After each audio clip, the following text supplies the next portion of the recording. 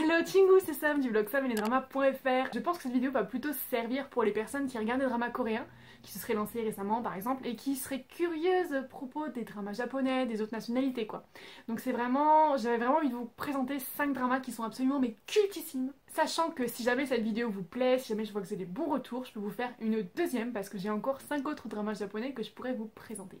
Je tenais aussi à préciser que c'est pas vraiment un classement, c'est pas parce que le premier présente un premier qu'il est meilleur que le cinquième, inversement. J'ai vraiment, bon certes il y en a que je préfère, mais là j'ai vraiment pas voulu faire de classement. Je vous présente vraiment 5 dramas tels qu'ils sont et sans vous dire celui-là est meilleur que celui-là est meilleur que celui-là est meilleur. Voilà. Le premier drama que j'ai choisi de vous présenter s'appelle Life. C'est un drama japonais de 2007. Donc en fait ça raconte l'histoire d'une jeune fille qui arrive dans un lycée. Je crois qu'elle est nouvelle, je suis plus trop exactement le plot de base, mais en gros elle arrive dans un lycée et elle va se faire visiter par l'ensemble de la classe. Donc au Japon ils s'appellent ça les Ijime. Je sais pas trop si ça se prononce comme ça, mais en gros c'est le bizutage d'une classe envers un élève. Donc bien sûr l'ambiance du drama est hyper glauque, hyper sombre. Enfin moi je sais que je l'ai regardé, j'avais genre 15 ans à peu près, et ouais ça m'avait un petit peu perturbée à l'époque. C'est un drama qui m'a vraiment beaucoup marqué. Je crois que je l'ai vu 2 fois, mais je suis plus trop sûre, et vraiment j'aimerais bien le revoir. Donc ouais, c'est un drama qui aborde des sujets très sombres. Le viol, on va avoir le suicide, l'automutilation, vraiment que des sujets qui sont difficiles et dont il faut parler aussi parce que ce sont des sujets qui existent. Donc voilà, un très bon casting, un scénario entraînant. Quand on commence le drama, en général on enchaîne les épisodes. Vraiment c'est un bon drama japonais. Ensuite, je voulais vous parler de Gokusen, donc c'est un drama de 2002, alors aussi dans le milieu scolaire, mais je crois que les 5 dramas que je vous présente là sont dans le milieu scolaire. Donc cette fois c'est l'histoire d'une jeune femme qui rêve de devenir professeure, mais elle fait partie en fait d'une famille de yakuza. Du coup c'est un petit peu drôle comme vocation, mais soit, elle arrive à rentrer dans un lycée et en fait on lui confie la classe la plus difficile, la 3D, qui est remplie de délinquants. Et du coup elle va vraiment se donner à fond et c'est les clichés du nouveau professeur qui essaye vraiment d'aider l'école, etc. Mais on va apprendre à découvrir chacun des élèves et ça c'est vraiment super, leur personnalité, leurs problèmes personnels, et elle va essayer de résoudre tout ça avec eux. Alors qu'à la base ils sont tous un petit peu divisés, elle va vraiment réussir à créer une classe, une unité, aider ces personnes qui vont elles-mêmes après s'entraider. C'est vraiment un drama feel good, enfin quand t'as regardé un épisode après, même si c'est passé des choses tristes, en fait il y a vraiment tellement du positif, enfin voilà qu'en fait c'est vraiment un drama où quand on l'a regardé on se sent vraiment bien.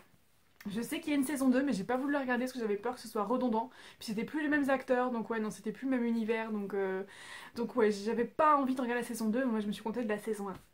Ensuite je vous conseille Atashinchi no Denshi, c'est un drama de 2009. Alors franchement, au premier épisode je me suis dit mais c'est quoi ces tarés et c'est quoi ce scénario loufoque. C'est absolument pas crédible du tout, mais bon c'est un drama, on s'en fout. Et du coup ça raconte l'histoire d'une jeune femme qui a 20 ans je crois, qui a une vingtaine d'années, et qui est à la rue. Elle a pas de domicile, elle a pas de famille, enfin bref, elle fuit les dettes de son père, enfin c'est vraiment horrible, elle a vraiment pas une vie drôle. Et du jour au lendemain, il y a une proposition qui lui est faite, si elle épouse un homme en fait, elle va pouvoir vivre dans sa maison avec ses 6 fils adoptifs en fait. Et du coup elle va devenir leur belle-mère, enfin, c'est un peu bizarre parce qu'il y en a qui sont plus vieilles qu'elle, mais bon.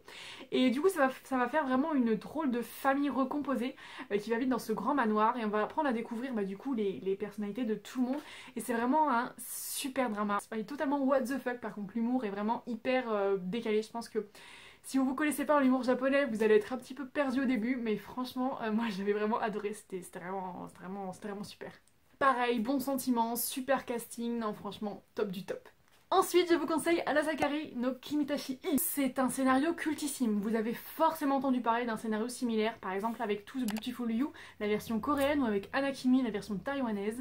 C'est un drama qu'on ne présente plus. C'est une histoire d'une jeune femme qui décide de se travestir pour intégrer un lycée de garçons afin d'approcher en fait son idole qui a arrêté le sang en hauteur suite à certaines circonstances, et du coup elle voudrait vraiment lui redonner sa passion, l'aider à retrouver son rêve, et c'est pour ça qu'elle intègre ce lycée.